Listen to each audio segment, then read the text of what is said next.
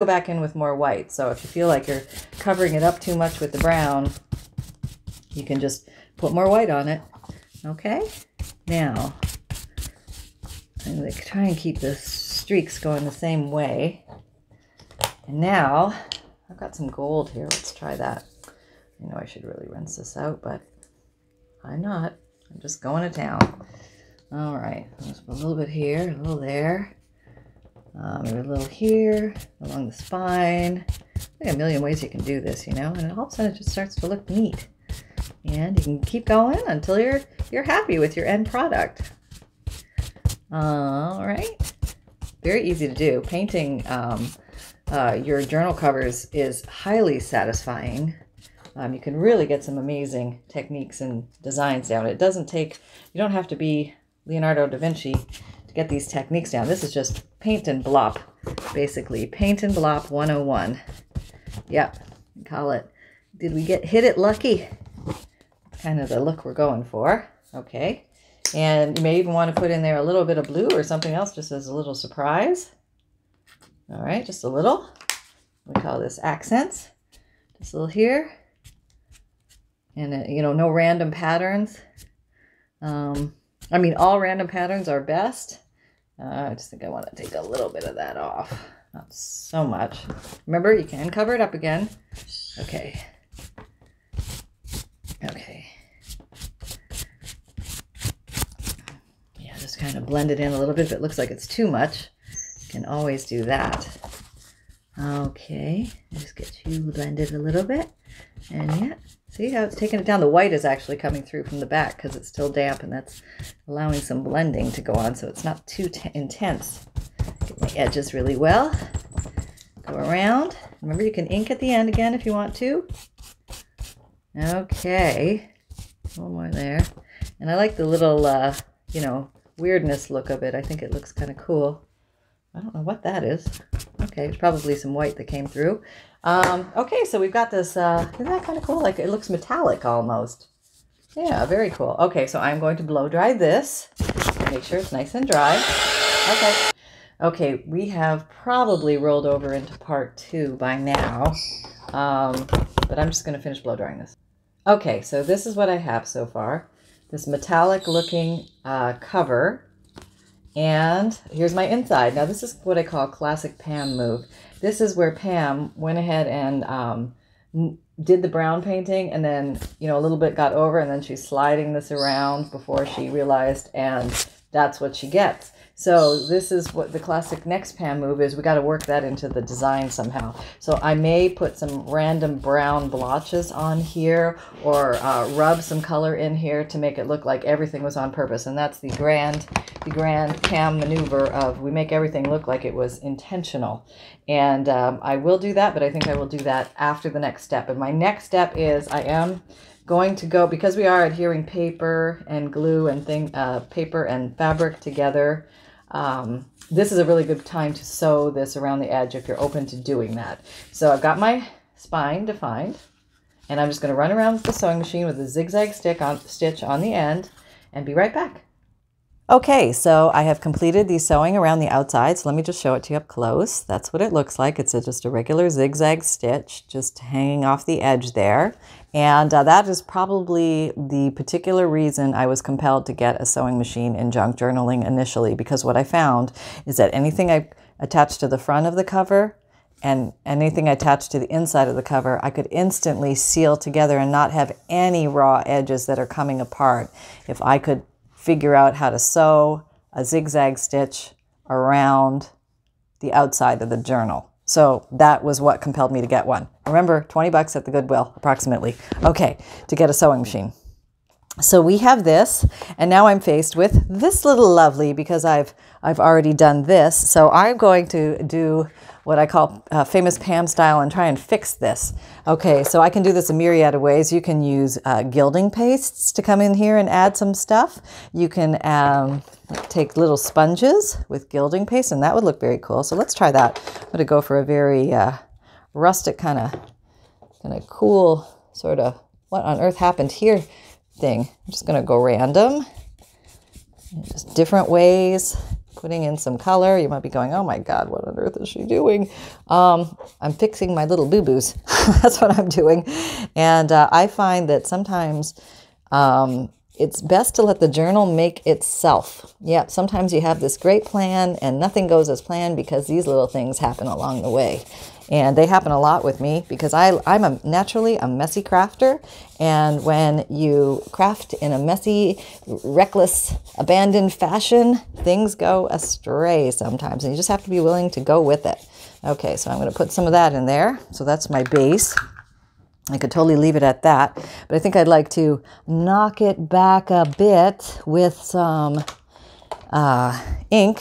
And this is cotton. And this is ink, so this is going to grab really well. I'm just going to go around the edges first. Maybe put a little darkening of the edges. Okay. Darkaroo, darkaroo. Yeah, coming around the edges. And I don't really care if anything gets on the back because the back is already crazy wild. Okay. I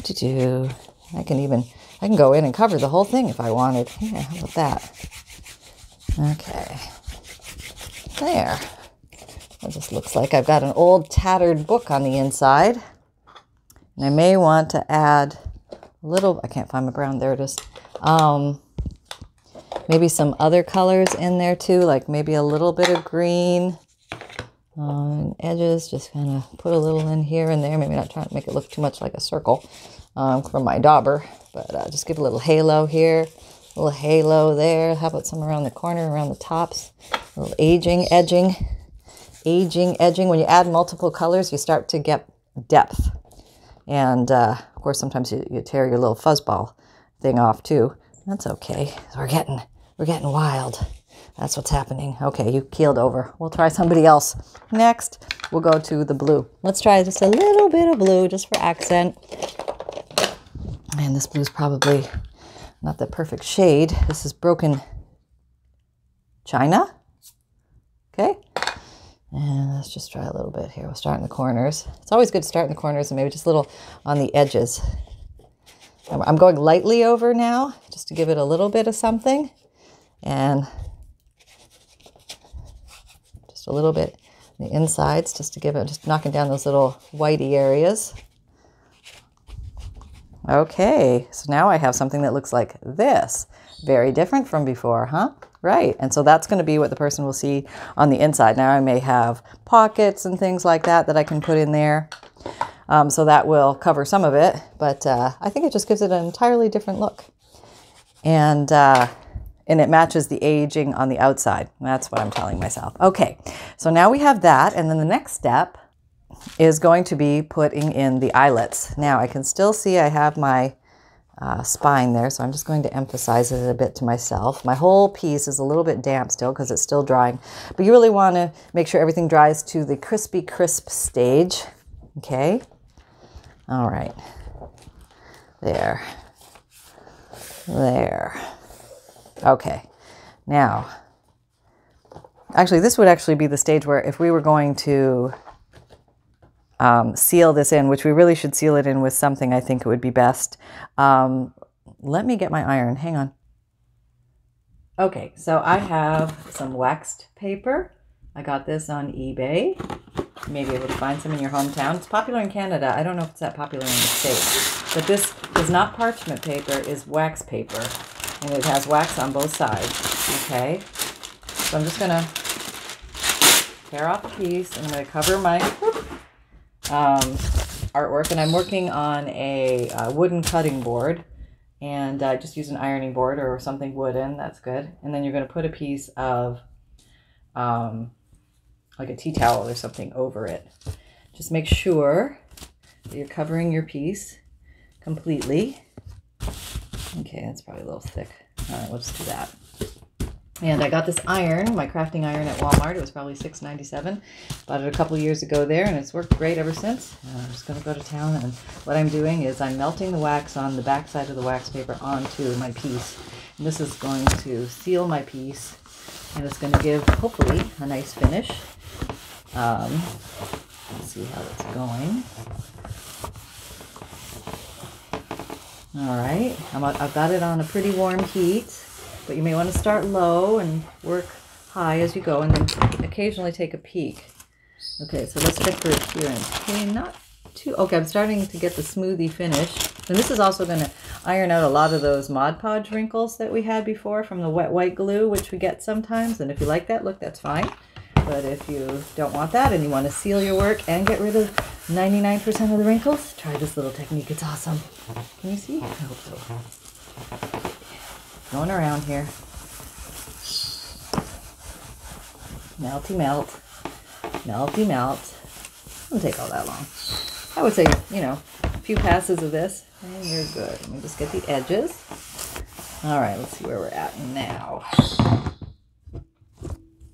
All right, I can still see my spine. That's good. Okay. Okay, now if you could feel this, you would understand, because you can feel the wax on it. It seems to smooth everything down and give it like a clean feel to it. Like you don't feel like color's going to come off in your hands. You can't tell in my hands. My hands are always eternally colored. Okay, not super shiny on this, but that might be because of the opaqueness of the white paint acting like a bit of a chalk. Let's do it one more time. But this is a great way to get those wrinkles out. And if you just want to get the wrinkles out, I think you don't even need to use the wax paper if you don't want the waxy finish on top, almost like an encaustic procedure, and you just want to get your wrinkles out. There you go. That's why they invented irons. There we go. So we have, it's almost like leather now. Feels like leather. It's very soft. See, it's soft because the fabric on the inside and that. Okay, so we are done. Hang on, let me put my little ironing setup away. Okay, I'm back. So now we are at the point that we are going to punch the eyelid holes. And I think we're going to do 3.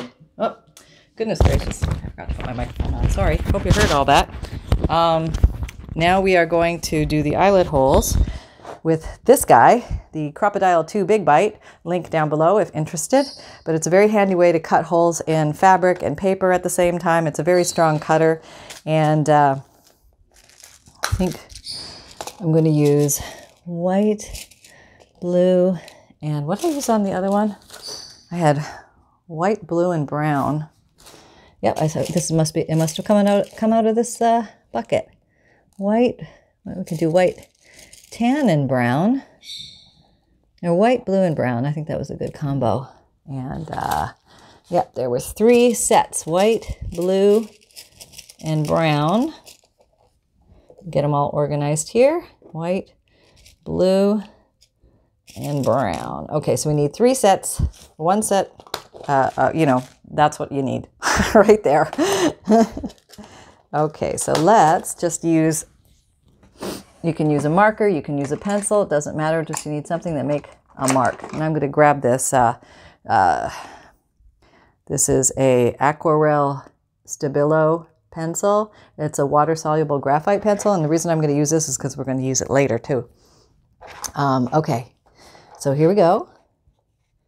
Just figuring out where my general center is. So I'm measuring on my table to try and find center. So what I do is I have the same hanging over this line as I do this. Okay, so that makes this the center, and that's where my spine is, and that makes sense.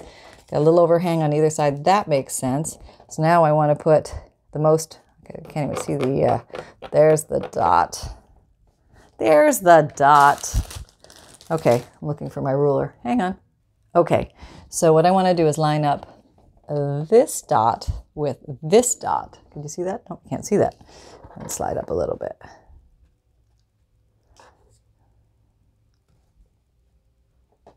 Okay. Can you see now at the bottom? I can't see. No, no, no. Let me back out just a little bit. There we go. Now you can see. Okay. So what we want to do is align again.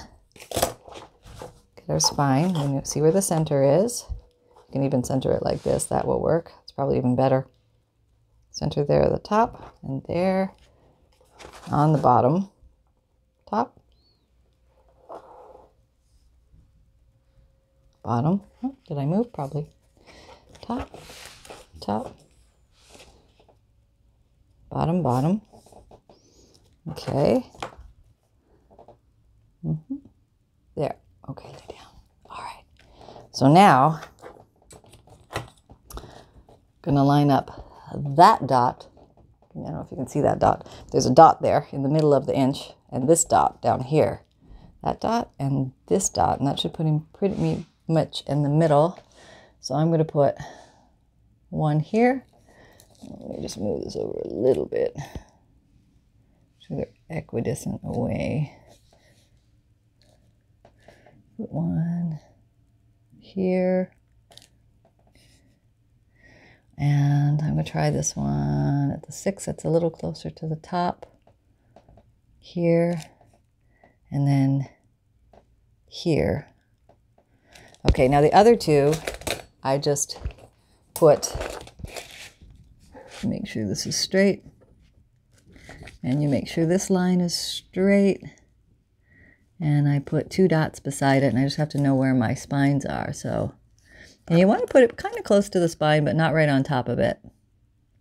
Here, and then here. Okay, coming down. You can keep it all straight. These crafting mats with the squares are very handy to help measuring good. I bet you got my big fat head in there again. Sorry. Had to get close, even with the glasses. Okay, right about there, and right about there.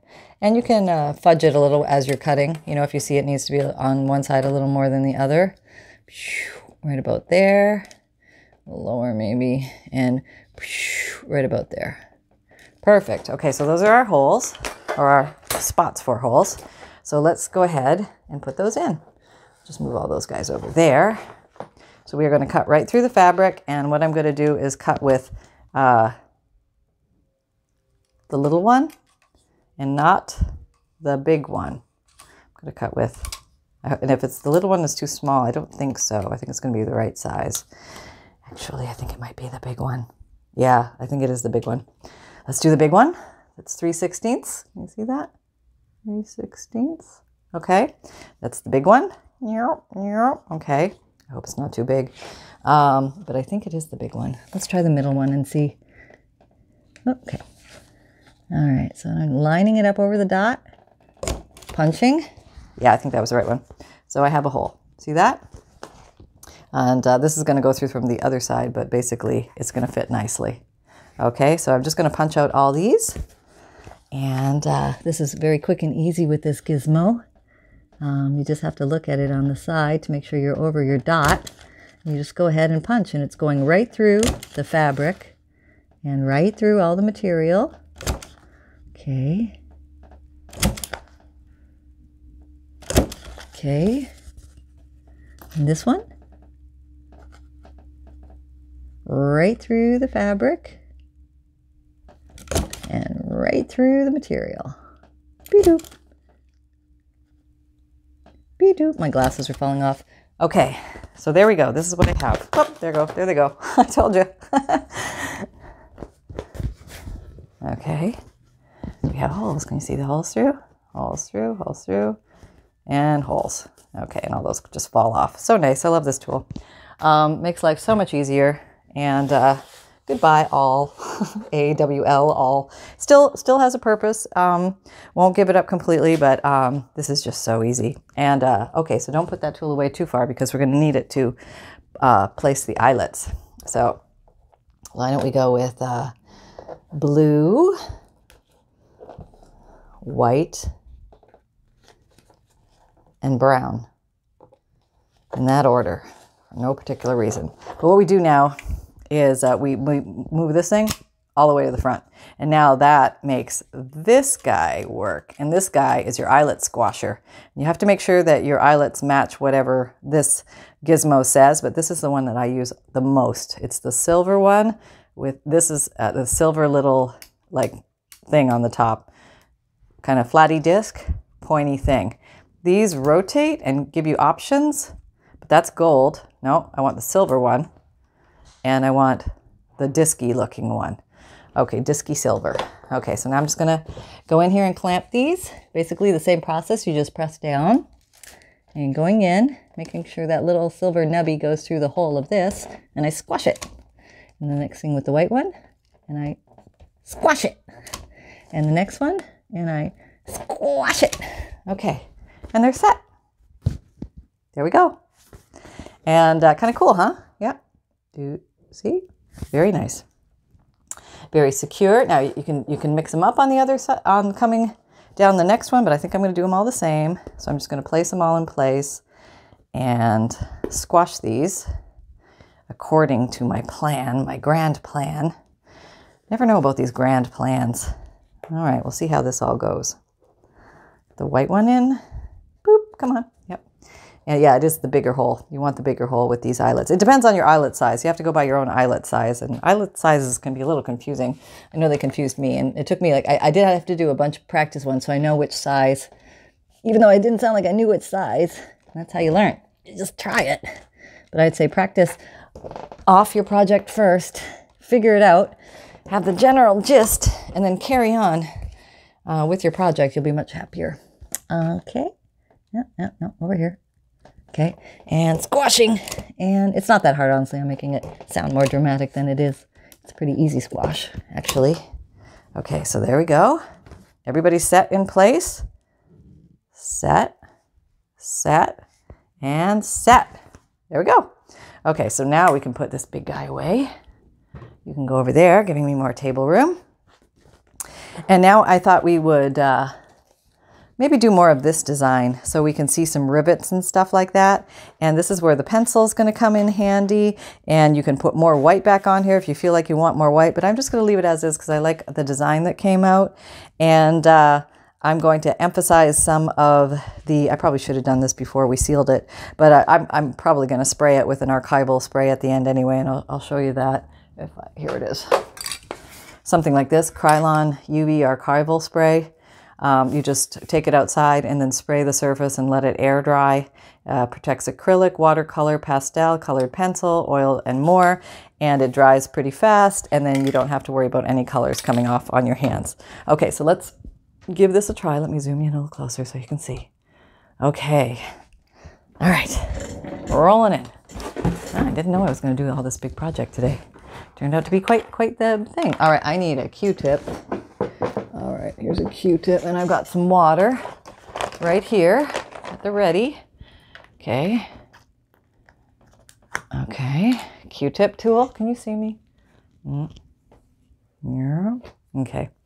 Water, Q-tip tool, and Stabilo. And I'm just going to try and recreate what I did here, emphasizing the different shapes. Now, some of my shapes seems to have disappeared. They're almost gone, for gosh sakes. But I'm going to try and re-emphasize. I can see some of them. So I am going to draw some lines where I do see them. I know this seems crazy, but I'm going for it. I'm just going for it. You can almost not even have to do the things. You could just draw them. Okay. I've got one coming down here. And I've got this one coming over here. Okay. What have I got? You don't have to do them all. See, I just did some here. All right. And I've got this and this and this. And do some on the spine. Something there. I can see one. Here's one. Here's another. Going that way. I think you're going up that way. Down. Am I in? Yes. Okay.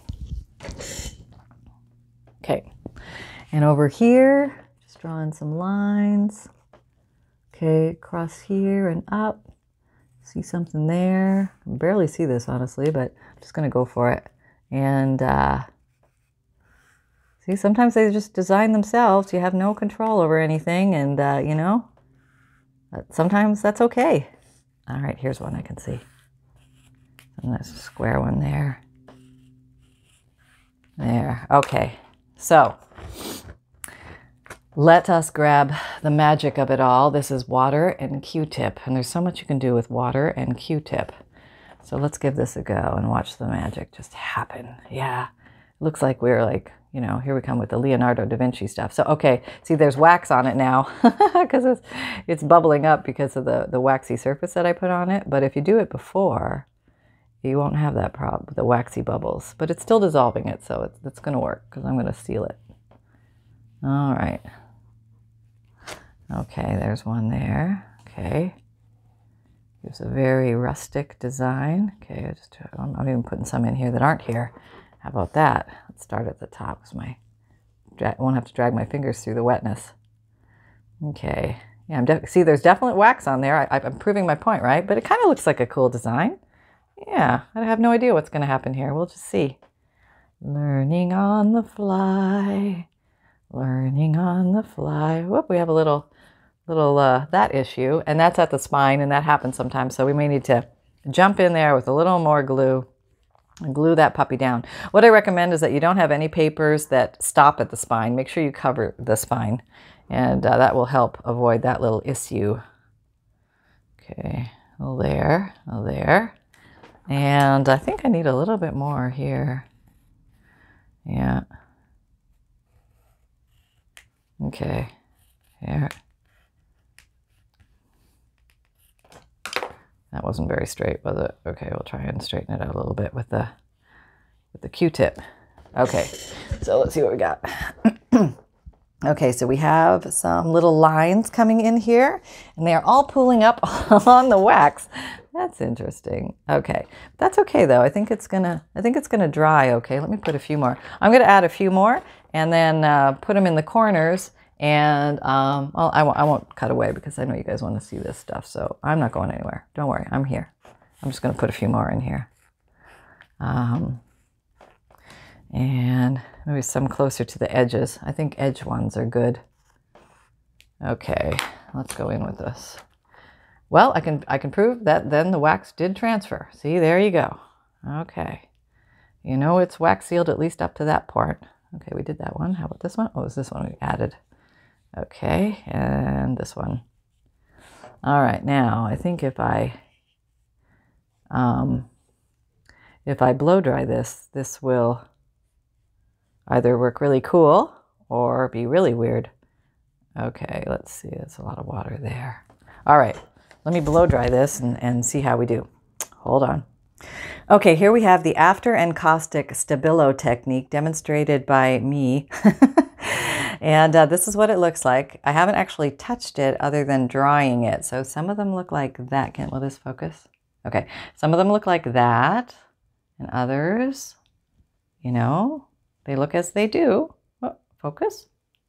Okay. Some blopped out on me because I blew it away with the power of the blow dryer. It just kind of went whee, and it was gone.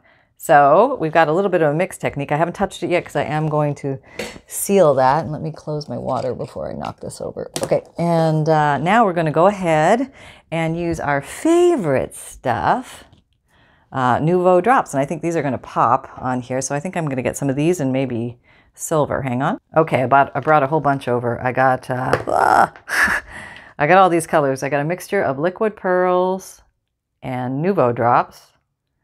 All different colors, got some coppers and greens and blues, and I even got a black, and I thought that might be interesting to see how that goes.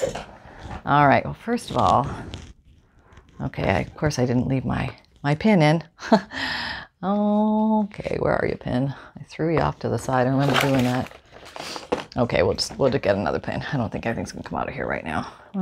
Well, oh, it did. Oh, look at that. Oh, mercy. There's mercy in the world. Okay, there we go. Got him down. Oh, enough of that, right? Yeah. All right, now let me see if you're close enough. Oh, yeah, you're way close. How'd you get so big? Let me, whoop. Nope, now you're too small. Hang on. Whoop. There. Okay, let me bring you down. I think you can see better if I put you here. All right, so what I'm going to do is just basically go around and accentuate some of the plates to make it look like they're metal plates. So if I was smart, well, I guess I can turn it as I go. Okay, yeah. All right, let's just try this guy first. Oh, he's got big bloppers coming out. 3, 4, 5, 6, 7, 8. So you can just like randomly do these. They don't have to follow any specific lines. You can make up the squares as you go, which apparently that's what I'm doing. Try this one here.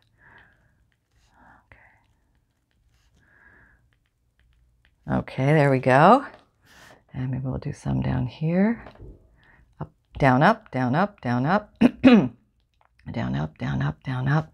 Down, up, down, up, down, up, down, up, down, up, down, up, down, up, down, up, and over. Okay. And you can do different colors. Let's try black. Let's see what that looks like. Okay. Now this tends to be a bigger hole, so bigger blops come out of the Nuvo's, just so you know that. Okay. Let me just put, okay, start slow because you never know how fast it's going to come out. Okay, there, down, up, down, up, down, up. I think that, oh, the little, you can wipe off the tails if that happens. And this is such a messy design that you can get away with a lot of, you know, little bloops here and there. But just, you know, kind of take it slow and see how you go. I think the black shows up very nicely. Okay, let me do these rivets. Okay, how about here? Liking the black a lot. Whoop, I got a tail there. Let me just get in there with the Q-tip and remove tail. Whoop, chase tail. Remove tail. Okay, tail has been removed. And they don't have to go exactly the square. It can be just random as such. Up, up, up, up, up, up, up. Okay, I think I'm going to go across here. So that's continuous. And I'm going to come down here. Okay. Now let's see, I've got some copper too. Should I put some copper in? How many? I used two colors on the other one. But I think, yeah, I kind of like these colors. I have got, I don't know if I want to use white. White might be too white, you know. Maybe I'm going to go with the copper. Let me see how this copper is going. All right, this one I've used a lot, so let me see how much I have left. It might be sealed. Do a little test squeeze. Okay, it's coming.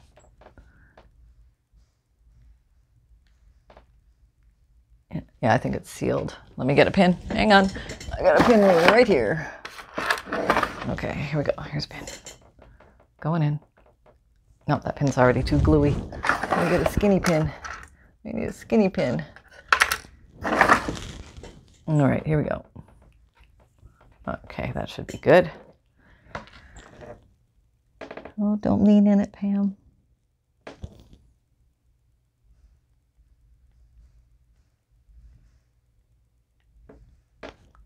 Okay, there we go.